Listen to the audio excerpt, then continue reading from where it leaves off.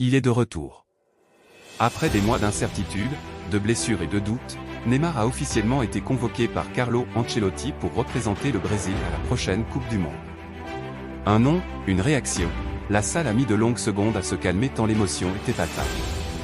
À 34 ans, l'ancienne star du Barça et du PSG s'apprête à vivre ce qui ressemble fort à sa dernière danse avec la Seleção.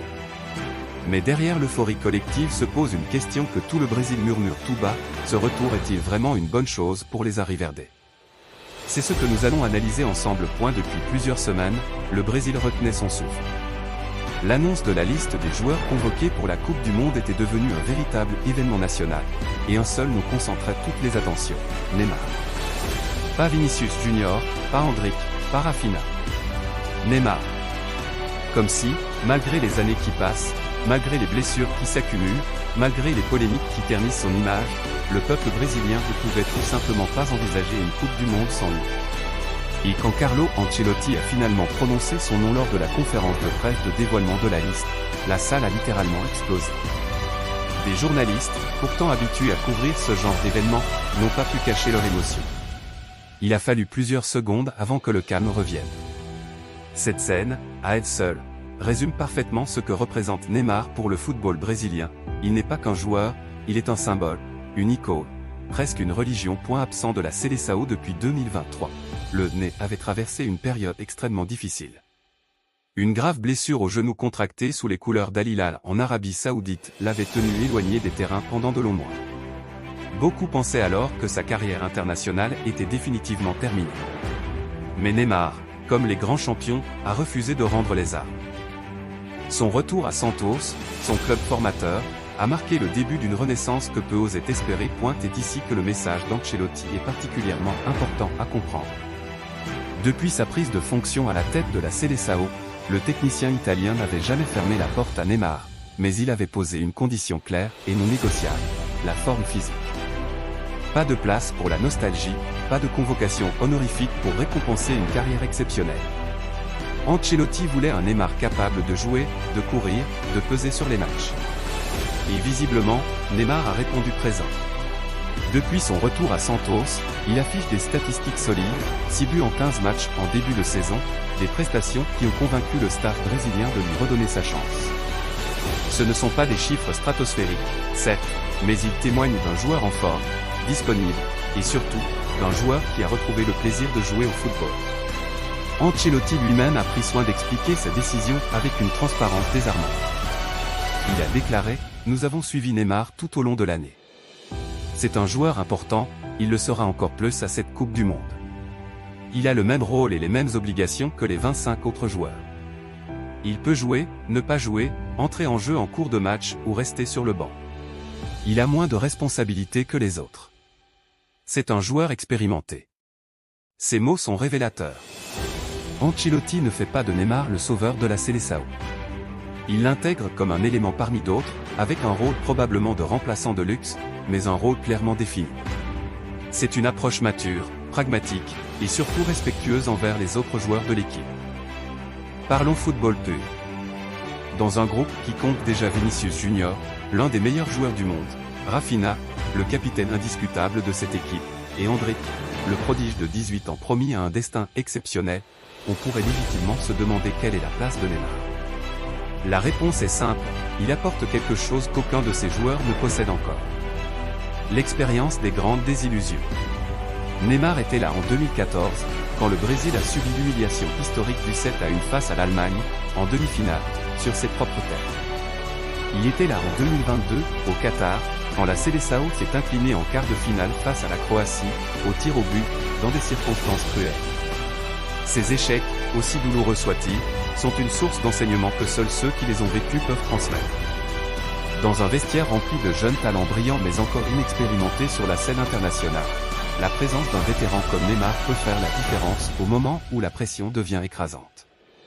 À 34 ans, Neymar reste également l'un des joueurs techniquement les plus doués de sa génération. Sa capacité à éliminer un défenseur dans un espace réduit, sa vision du jeu, sa précision sur coup de pied arrêté, autant de qualités qui ne disparaissent pas avec l'âge.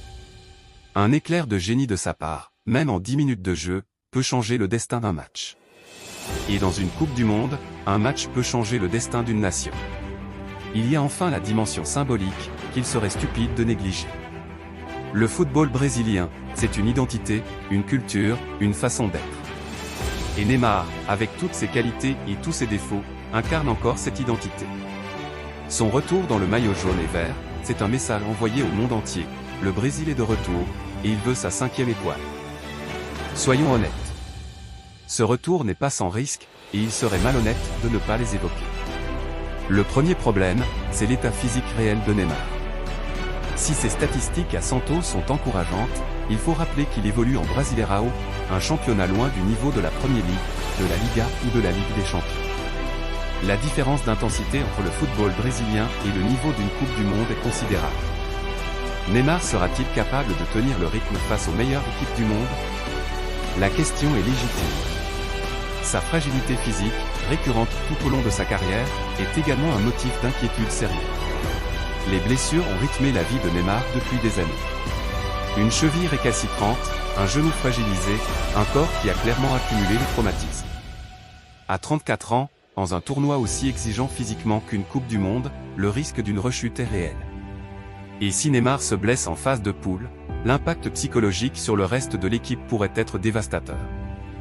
Des joueurs comme João Pedro, solides et réguliers au niveau international, peuvent légitimement se sentir lésés par cette convocation.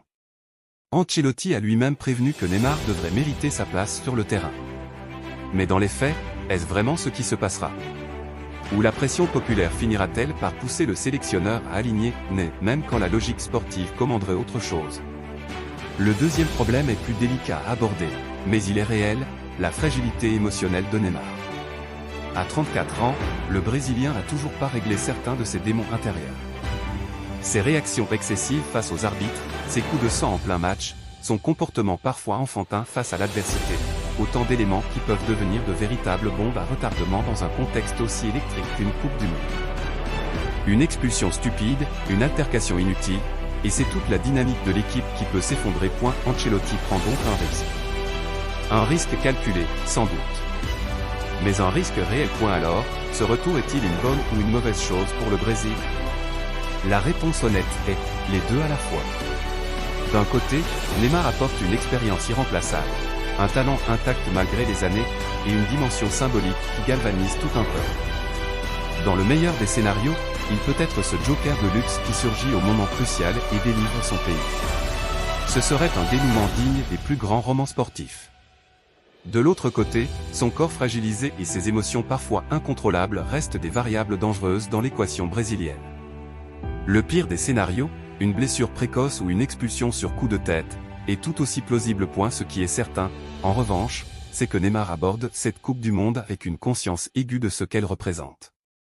C'est probablement sa dernière chance de décrocher le seul trophée qui manque à son palmarès. Et les grands champions, quand ils jouent leur dernière carte, trouvent souvent des ressources insoupçonnées. Un champion ne doit jamais être enterré. Avant de conclure, un mot sur une autre actualité qui a fait grand bruit cette semaine en Europe. Pep Guardiola ne remportera pas de 7e titre de champion d'Angleterre consécutif avec Manchester City.